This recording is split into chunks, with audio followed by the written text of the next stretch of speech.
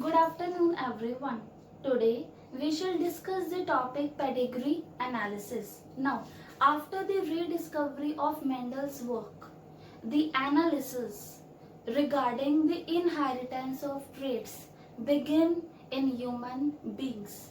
But as you know, the controlled crosses that the Mendel handled in case of pea plant, it was not at all possible in case of humans, right? So in order to study the inheritance pattern of the traits, as you know, control crosses can't be done in case of humans.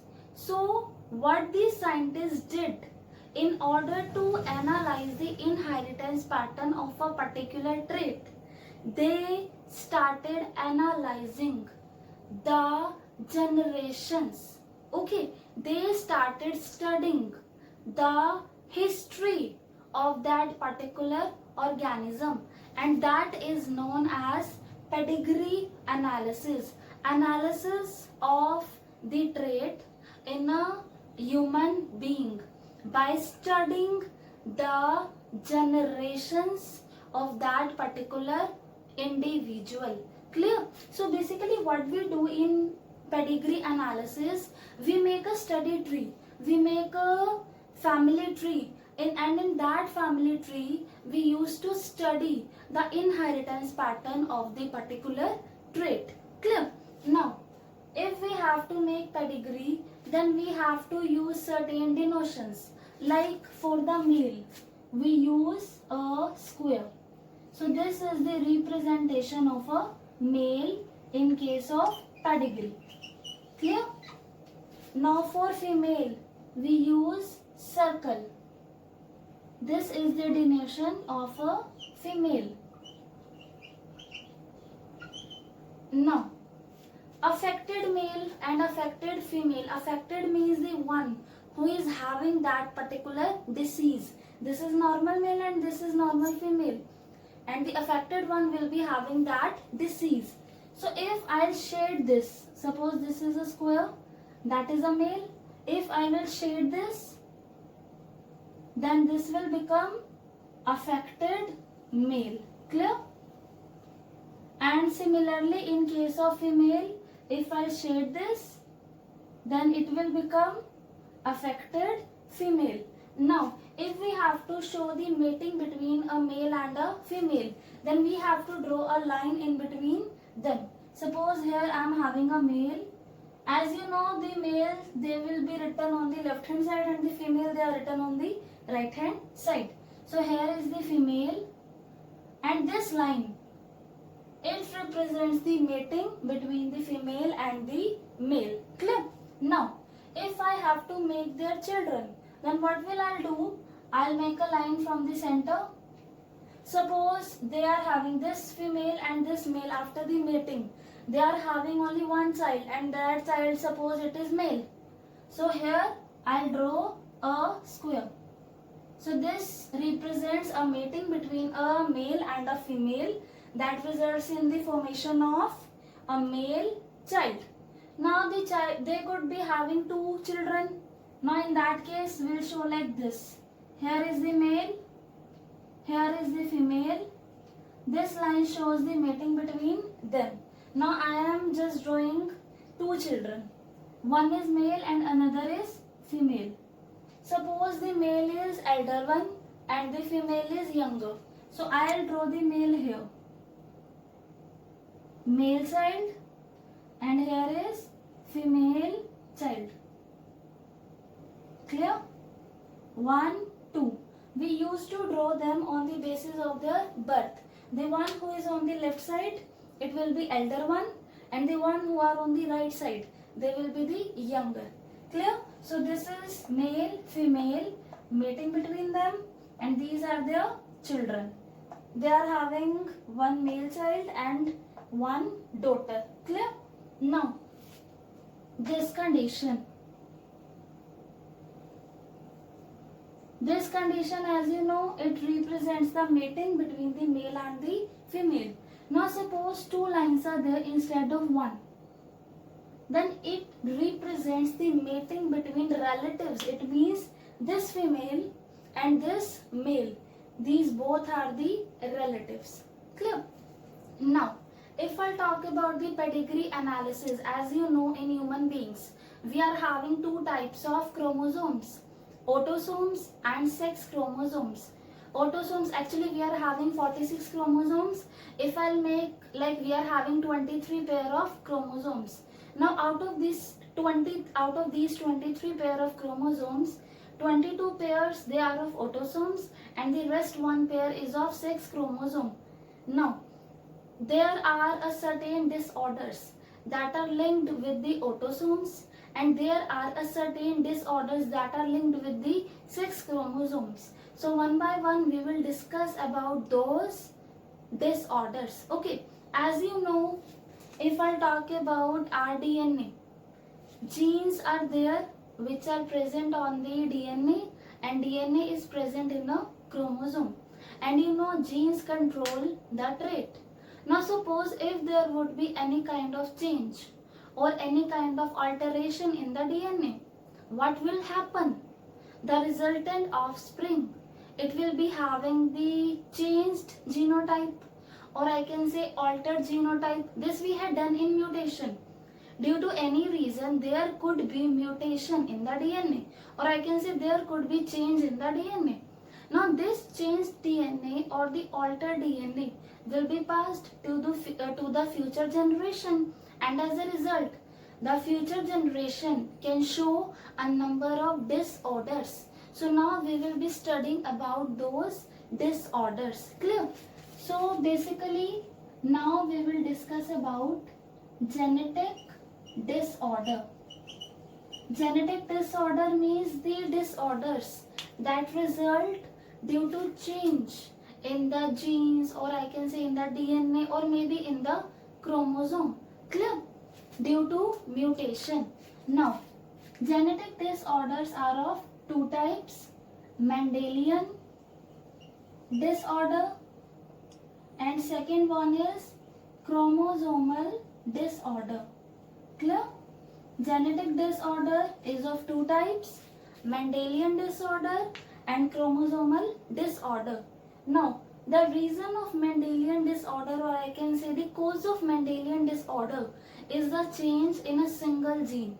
Okay, but the reason of chromosomal disorder is the change in the number of the chromosomes or in the arrangement of the chromosome. Clear? So one by one we shall discuss about these two. Now if I talk about the Mendelian disorder, as I told you, we are having autosomes and sex chromosomes. So the Mendelian disorders, they could be autosomal linked disorder or they could be sex linked disorder. Clear? In Mendelian disorder, as I told you, there is a change in a single gene. If that single gene is related with the autosomal trait and is linked on the autosomes, then it will be autosomal linked disorder. Or if that particular gene is located in the sex chromosome, then it will be sex linked disorder. So Mendelian disorder means the disorders that arise due to change in the single gene. These could be autosomal or sex linked.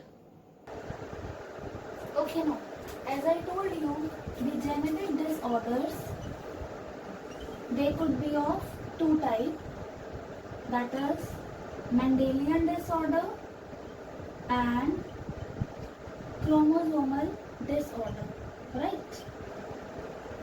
Today we shall discuss about Mendelian disorder. Now in Mendelian disorder, I told you they could be autosomal linked or they could be sex linked.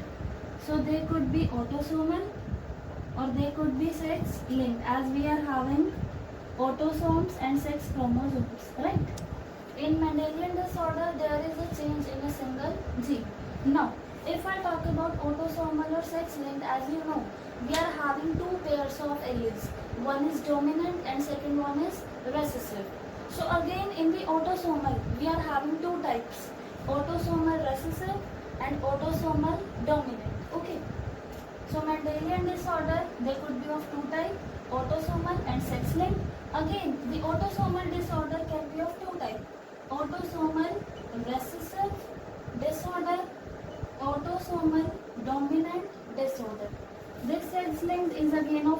types: sex-linked recessive disorder and sex-linked dominant disorder. So we are having the 4 types: autosomal recessive Mendelian disorder, autosomal dominant Mendelian disorder, sex-linked recessive Mendelian disorder, and sex-linked dominant Mendelian disorder. Okay, so now here I am having the example of a pedigree. This is a pedigree. As you can see, these are the parents, these two, male and the female. This shaded portion represents that this female is affected. Okay, now these are the future generations. The first baby of these two, the second baby, the third baby. This is not the baby of these two. As you can see, this third boy has married with this girl. Okay, if it would have been their offspring, then there would have been a line. As there is no line, it means this girl is not their daughter. This is the fourth baby. Clear? Now this male has married with this female, and this female has married with this male. This is the parents, F1 generation and F2 generation. Now I am telling you, this is an example of autosomal dominant pedigree. Now how would you determine that yes, this is autosomal pedigree analysis, autosomal dominant pedigree? How will you say? For this you have to see one feature. If the trait is not missing any generation, it means the trait is present in parents, in F1 generation and in F2 generation, in all the conditions, then we can say that the given trait is dominant. But still we have to verify with the cross. I will make the cross, I'll show you, but still we can have an assumption that this trait is present in parents, in F1 generation, in F2. So yes, I can say it is autosomal dominant, but still we can't be 100% sure. We have to make the cross. Clear? Now, if I'll think that my assumption is right, this is autosomal dominant. Now let me make a cross. Why it can't be autosomal recessive? Because in autosomal recessive, this can be conditioned that the trait is not present in all the generations. Means if it would have been autosomal recessive, then there is a chance that the trait could be present in F1 and it is not present in F2. But here, as I can see, the trait is present in each and every generation. So this can't be recessive. This is autosomal dominant. Clear? Now if I talk about the sex-linked, then sex-linked disorders, especially the recessive one, they are generally present in the male. Now if I see here, male is affected, but along with them females are also affected. So from there I can say it couldn't be the sex-linked recessive. Okay, so as I can see, the trait is present in each and every generation, so according to me it should be autosomal dominant. Now let us make a cross and let us see this is pedigree of autosomal dominant or not. Now if I talk about the dominant trait, then as you know, suppose I am denoting it by A. As two alleles are present for a trait, three things are possible: capital A, capital A, capital A, small a, small a, small a. Now if it is autosomal dominant, this capital A would be dominant, so this will be affected. Means this condition will show the trait. Okay, this is affected with that particular genetic disorder. If single A is there, still it will be affected. As you know, the dominant trait will show its effect and the resultant offspring will be affected with the genetic disorder. But if I talk about the small a, it will not be affected, it will be unaffected. Now let me make this here. This male is unaffected, so it will be small a, right? Now again this will be small a, small a, small a, small a. Let me write it inside. Let me leave it this. Firstly, I'll talk about the four offsprings of the parents only. And here and here. As you can see, these are affected. Now they could be capital A, and they could be capital A, small a. Now you have to use your own understanding. Small a is there. Clear? Now it must be having small a from one parent. Clear? Now if I talk about the second is also a. A, small a, small a. One small a is being provided by the female, but second is provided by the male. Now small a is only possible if male is also having small a and female is also having small a. So this is for sure male is having small a. Now as it is the affected one, so it will be having this condition. It can't have this condition. So it is capital A, small a. Am I clear? Let me make it like this. Capital A, small a, small a, small a. Capital A, small a, small a, small a. So probability capital A, small a could be there. Small a could be there. So small a could be there. But if I'll take capital A, now just see. If I'll take capital A, small a, capital A, small a. Capital A and small a will be there.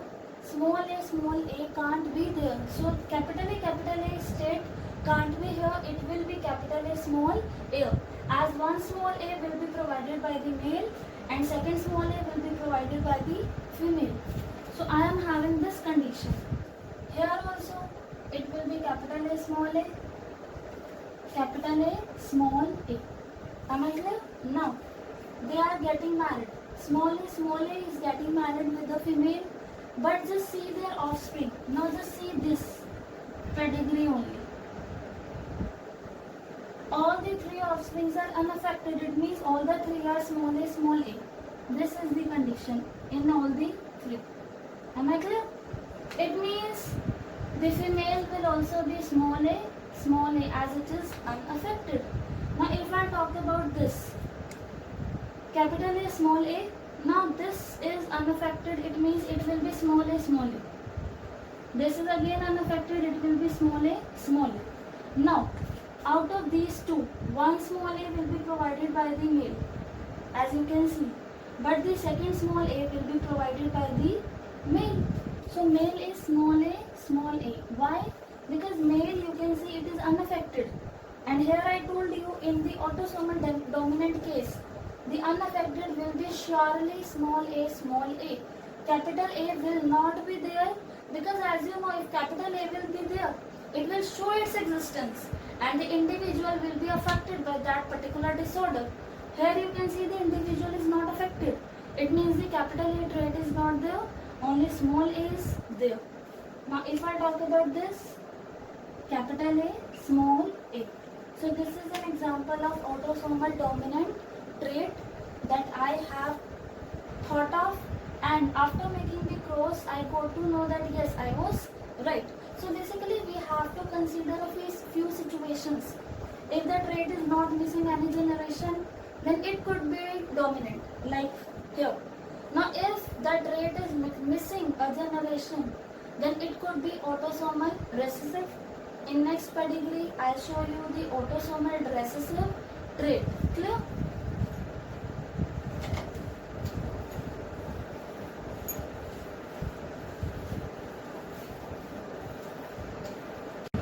So now here, I am having the second pedigree.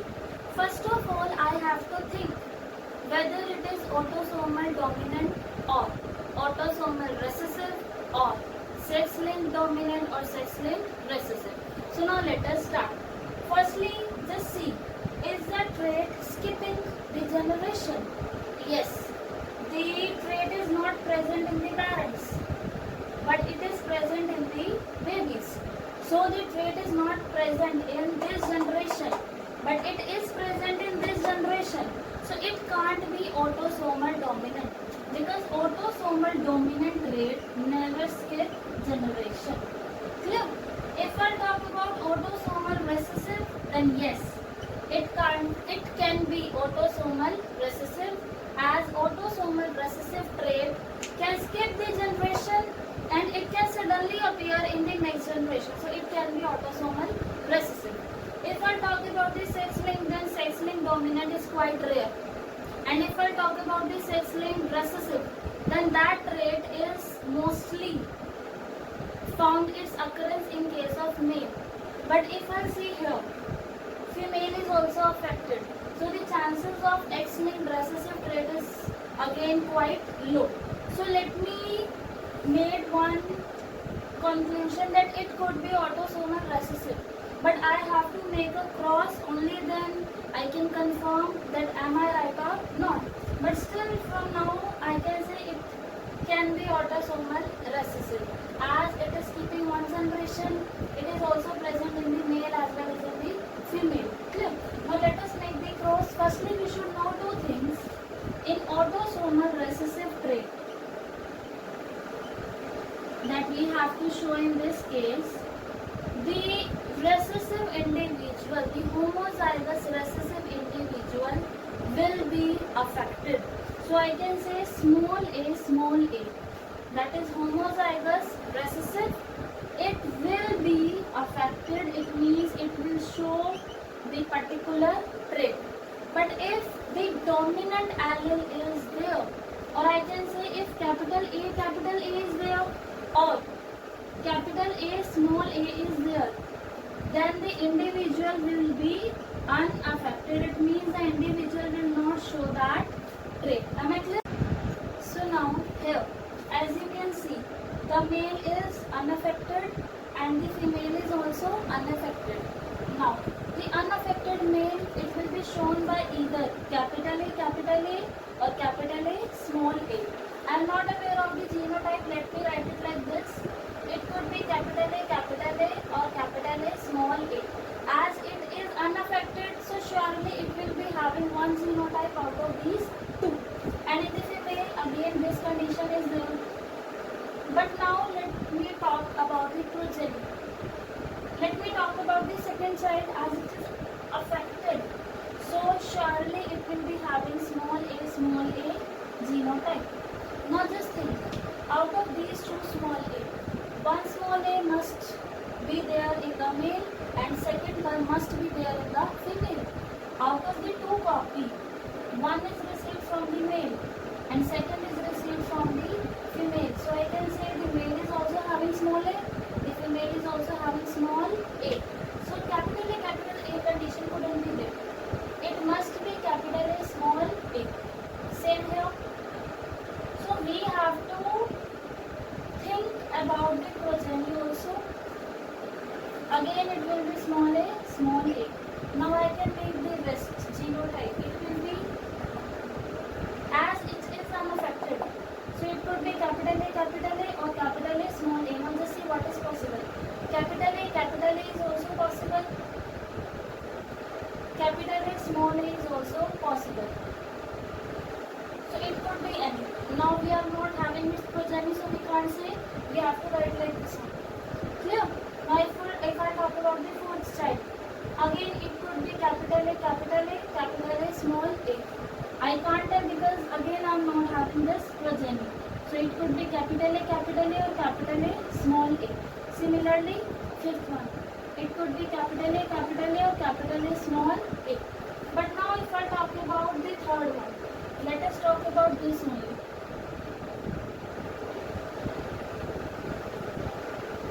As this is small a. Clear? Now here, as it is unaffected, so according to my opinion, it could be capital A or capital A small a. But out of these two, what is the genotype? Let me find out with the help of progeny. With the help of progeny, we can find out. Okay. In these cases, we were not able to find as we were not having their progeny. Now just see. Here the progeny is affected. It means it must be having small a. Now again, it is clear. One small a is from the male and one small a is from the female. So it means the male partner will also be having small a. The female partner will also be having small a. Female is having small a. But out of these two, which one is possible? Capital A, small a, because in this, small a is there and small a is there in the progeny. So capital A, small a is the condition.